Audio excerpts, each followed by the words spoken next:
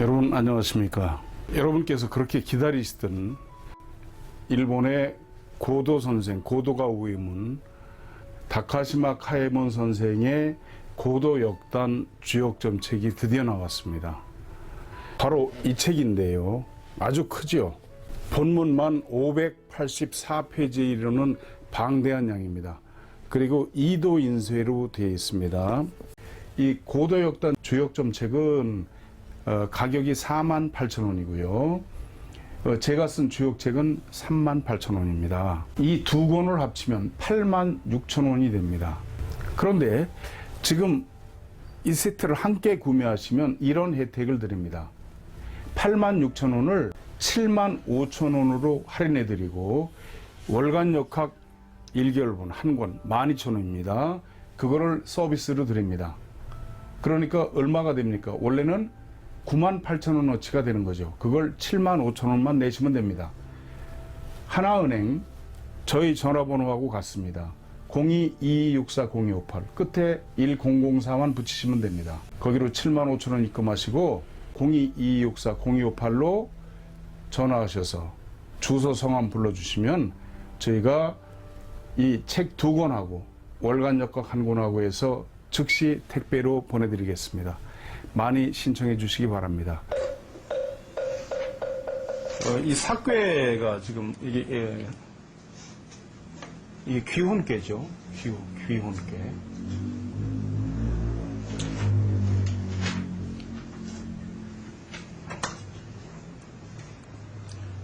이 팔순괴에서 오효가 변하면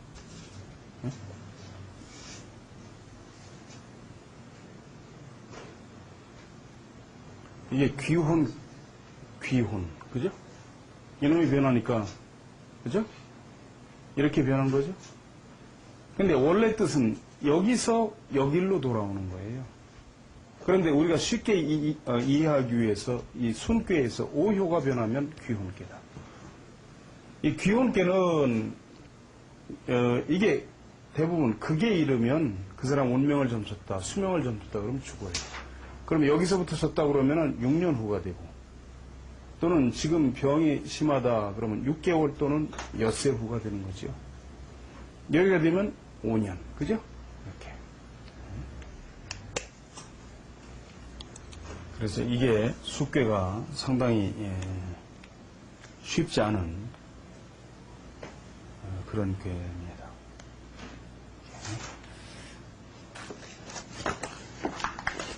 고도 역단을 보시죠.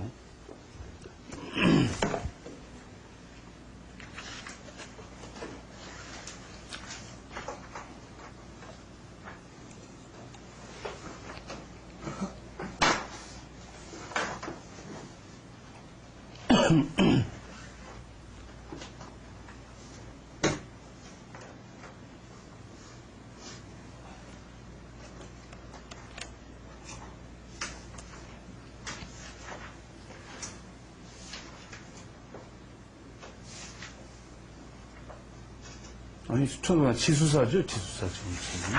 지수사.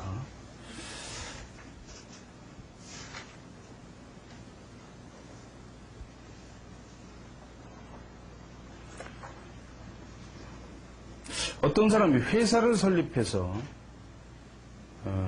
주식을 발행하고 정관을 짜서 주주 투표로서 임원을 고용하라고 하는데, 그 회사의 성부가 어떤지, 점치고 싶다. 그래서 사의 초효를 얻었다. 사괴는 구이의 양이 중음을 통솔하고 있죠. 여러 음을 지금 통솔하고 있는 거죠. 여기 보시면은 여기서 지금 여기서 이 하나가 전부 다를 통솔하고 있는 그런 괴입니다. 이것은 능력이 우수한 사람이 사장이 되고 많은 직원을 지휘하는 상이다 이 말이에요. 그런데 지금 그 정관을 봤더니 아주 완전해서 비난할 곳이 없기 때문에 이거는 규율이 정연한 것이다 이 말이죠. 왜 그렇습니까? 여기 우리 아까 보시면은 초유의 군대의 출동은 초육에 사출 이율 그랬거든요. 군대의 출동은 군율로서 해야 돼. 군율로서. 비장흉 아니면 이것이 훌륭하더라도 마침내는 흉하리라 그랬지 않습니까?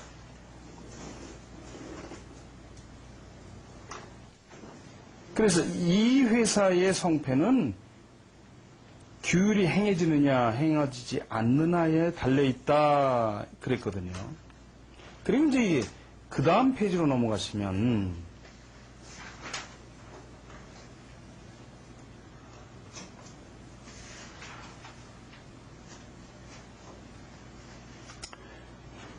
요컨대 한데 보시면 그 당시 일본의 회사는 아직 그 유치한 수준으로서 회사를 설립하는 것에 가부인 논의가 단지 그 조직만 가지고 미래의 성쇠를 예상하는 것이다 이 말이죠. 첫째로 사장에 그런 사람을 얻는 것이다. 사람을 잘 얻어야 된다는 거죠. 그런 사람을 얻는다면 이 정권대로 실행됨으로 가할 것이지만 사람을 얻지 못할 때는 정관이 좋아도 이루지 못한다 이 말이죠. 개인의 공장이라면 그 사업에 숙련된 사람을 뽑아서 지배인으로 있게 하는 것은 어려운 일이 아니지만 여러 사람의 투표에 결정된 지배인은 좋은 사람을 선택하기가 대단히 어렵다 그 말이죠. 그리고 그 밑에 내려가시면 초유는 항상 일의 시작이기 때문에 정관만을 가지고 기령을 판단하지 못한다 이 말이죠. 사람들이 선출한 사장을 본 다음에야 그 회사의 흥패를 점쳐야 한다 이렇게 했거든요. 지금 이제 우리나라 대학들 같은 데 보면 그 선거로 해서 총장을 막 뽑고 그러죠. 그러다 보니까 이게 그 교수들한테 인기에 영합해가지고 무슨 학교도 거덜내고 이런 경우가 많죠. 그 다음에 이제 명치 25년 1892년 12월에 일본의 제5대 의회를 점쳐서 지수사에 이유를 얻었다 그 말이죠. 사교는 구의의 그 하나뿐인 양이 전교의 오물통수라는 상이다 이 말이죠. 이것을 인사로 보면 양강의 교서가 중음의 자제를 학생들을 지휘하고 교도하는 상으로 이 꾀를 걸어 사라고 하는 것이다. 국가로 볼 때는 구의의 재상이 중민의 스승이 되어서 정치에 입하지 않은 상이 있다. 그러므로 사의 명에 따르지 않는 자가 있다면 국가의 치안을 방해하는 것이므로 이를 저지하거나 정벌하거나 하여 따르도록 하는 때다 이 말이죠. 인사에 비추어서 사라고 하고 혼자서 여럿을 통토로 통솔하는 도리를 인사에 비추면 사라고 하고 국가에 비추어서는 사부라고 하며 권위에 붙여서는 원사라고 한다 이 말이죠.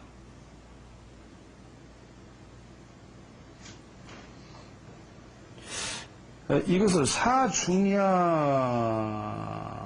이건 중자가 잘못된 거죠. 여기서는 모월 중자가 아니라 무리 중자인데 이것을 사중야 정정야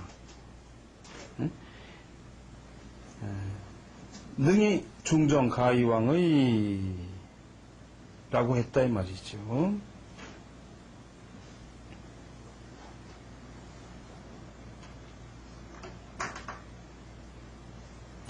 그래서 그 다음 페이지 이제 중간 쪽으로 내려가서 보시면 구인은 양강으로 현명한 신하고 국가의 중책을 맡아 사부로서의 임무를 다해서 임금에게 충성하니까 이것이 강중의 응이다. 그리고 사괴는 지중에 물이 있는 상이고 물은 감험으로 험난한 그 감격이기 때문에 또한 땅은 만물을 담는 것이기 때문에 음험함이 밑에 엎드리는 상이다. 이것 때문에 사부로서의 현명함을 가지고 화를 미연에 추찰해서 대중이 부정에 빠지지 않도록 하는 것이다. 이렇게 했거든요. 또 한 페이지를 넘기시면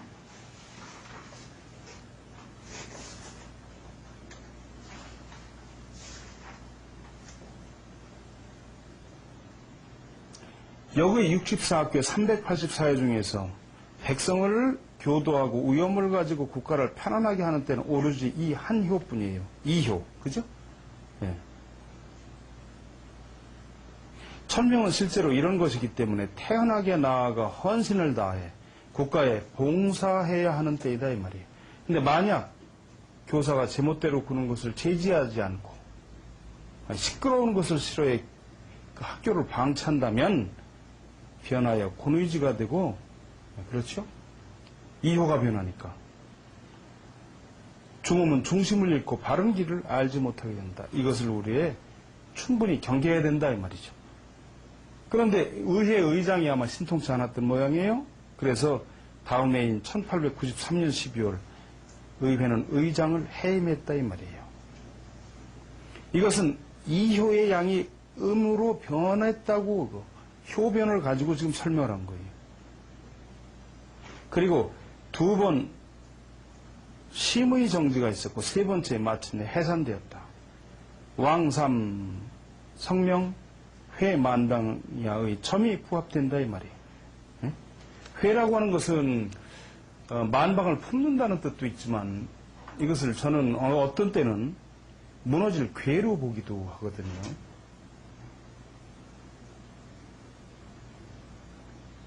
실로 천명의 엄격함이 이와 같으니 진실로 경외해야 할 것이다. 명치 3년 1869년 히로시마의 상인 3명이 외국 제품을 배에 싣고 왔는데 외국 제품이 모자랄 때는 보통 2, 3배 이익이 얻었다. 그래서 다시 더 많은 외국 제품을 구입해 한관으로 와 큰 이익을 얻으려고 했는데 손익을 좀 쳐봐 주시오 해서 점을 쳤더니 지수사에 3회를 얻었다 이 말이죠.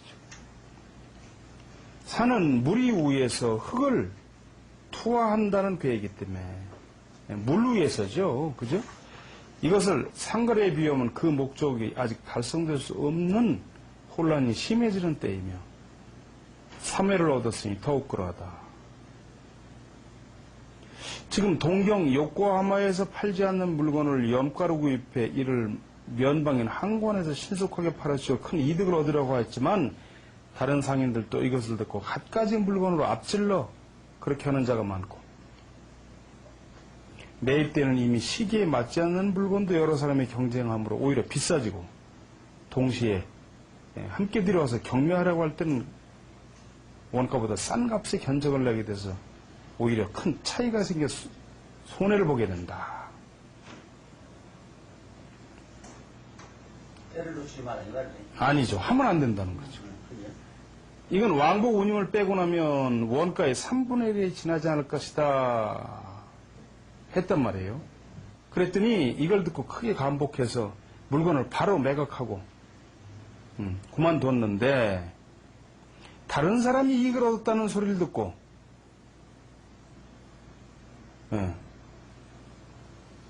이 사람도 거기 다시 끼어들었다가 큰 손해를 봤다 그 말씀이죠. 이제 고도 선생이 열해에서 할 때 이제 육군 중장 소장이 와서 묘방의 귀착인데 무상히 점쳐주라 해서 사회로 얻었다. 이게 무슨 말씀이냐면 그 당시에 이게 군함이 나갔는데 들어오질 않았어요. 군함이. 그래서 군함이 어떻게 됐는지 점을 쳐주시오 그랬다는 거죠. 사괴는 하나의 양이 오음을 통솔하는 때이기 때문에 사라고 한다. 육사는 의무의 위치에 있어서 전장을 물러나 휴식하는 때이다 그랬거든요.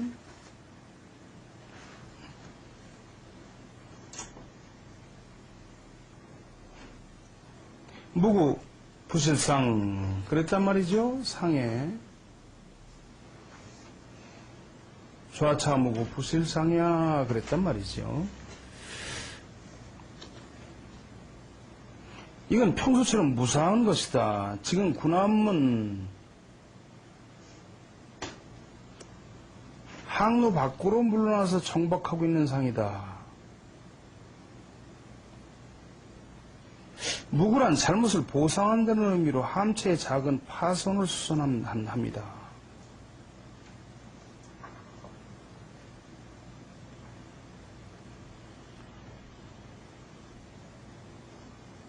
다음 달이 되면 오효가 되고 그 효서에 장자수사 제자 여시라고 있는데, 이는 장자는 믿음직한 사내로 무사히 직무에 종사하지만 약하나오는 죽고 말았다는 의미다. 이께는 사호가 변하면 외께는 친이 되고 감수의 우위에 진목이 떠있는 형이므로 함체는 무사함을 알 수 있다.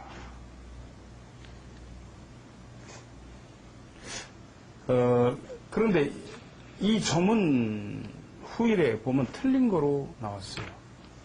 그 군함은 끝내 돌아오지 않았거든요. 이게 그 후에 보면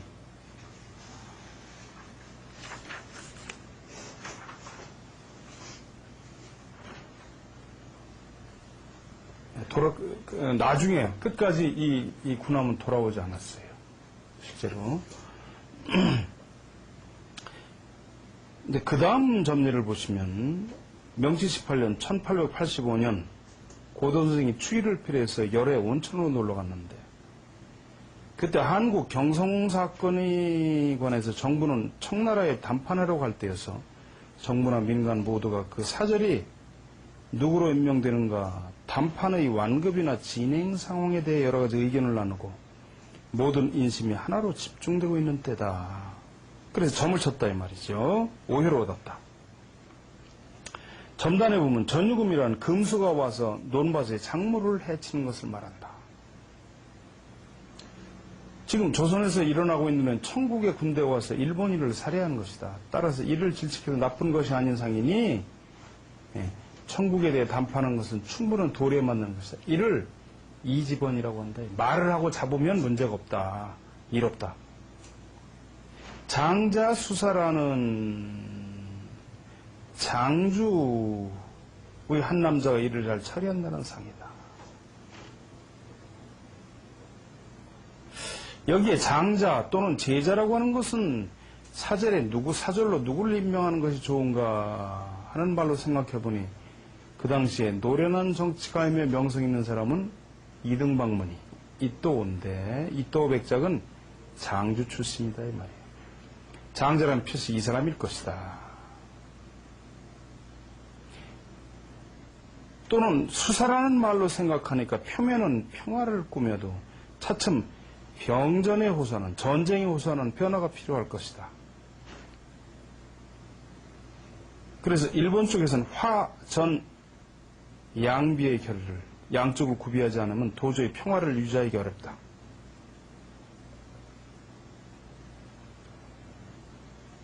그런데 이 점대로 이게 됐어요.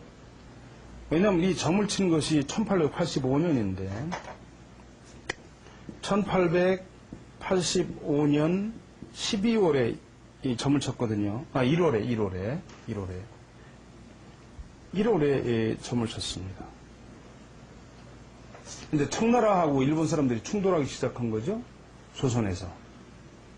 근데 지금 이 고도 선생이 뭐라 하냐면 앞으로 이것이 전쟁으로 갈 것이다라고 예언을 했어요. 했는데 청일전쟁이 1894년에 발발을 해요. 이것이 청일전쟁이죠.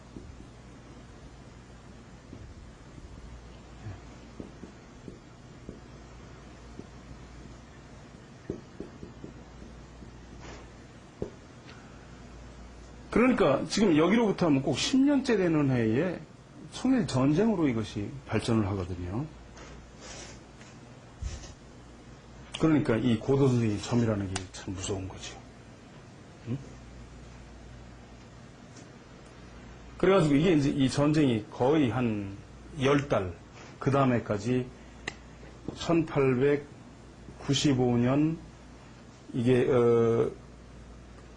94년 6월에 시작해서 95년 4월에 끝났으니까 거의 한 1년 정도 이 청일전쟁을 한단 말이죠. 그러니까 굉장히 지금 10년 후의 일을 역으로서 이걸 내다봤다는 거죠. 그 다음에 이제 어떤 사람이 우암에 걸려서 병문안을 갔는데 원로원 의원 3명이 그 자리에 있었다. 이 사람은 명치유신 때 다른 원로와 함께 위대한 공적이 있었지만 다른 사람에는 자구일을 주는 은전이 있었는데 이 사람은 그걸 못 받았다. 큰 병에 걸려 언제 죽을지 모르는데 우리들은 친구로서 이 사람이 위에 내신을 내고 있지만 자꾸 이제 위에 그 진정을 내는 거죠. 어떻게 될지 모르겠다 해서 사의 상효를 얻었다. 점단이 그 집의 주인이 국가에 공적이 있는 것은 세상 사람들이 알고 있는데 조정이 그것을 보상해 줘야 된다 이 말이죠. 그런데 여기 지금 보시면은 상육, 대군 유명, 개국 승가 이랬죠?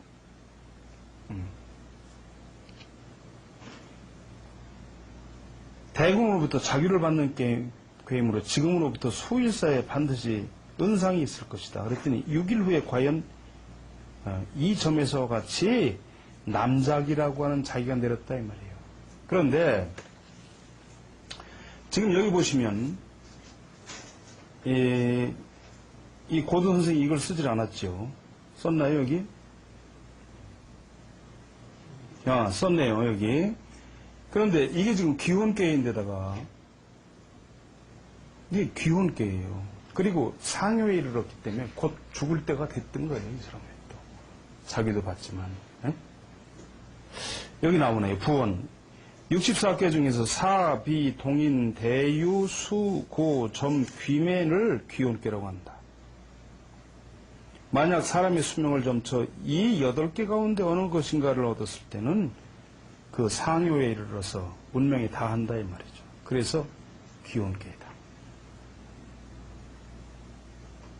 오효가 변하면 팔순계가 되는 것이죠. 팔순계에서 또는 오효가 변한 것이고요.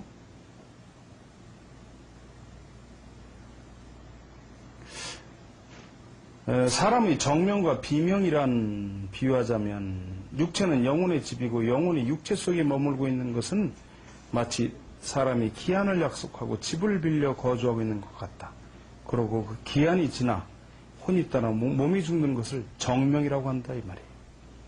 그리고 최초에 약속했던 기한도 중에 집이 파괴되어 머물 수 없게 되는 것, 즉 병이나 대단한 재해 때문에 육체가 쓰러졌으므로 영혼이 정명을 끝내지 못하고 가는 것을 비명의 죽음이라고 한다. 이 비명의 죽음을 구하는 방법은 다만 의술의 진보에 의존하는 것이 아니고 그것만 할 것이 아니라 384여 가운데 정당의 죽음을 얻는 것은 다만 이 8개 효가 있을 뿐이다.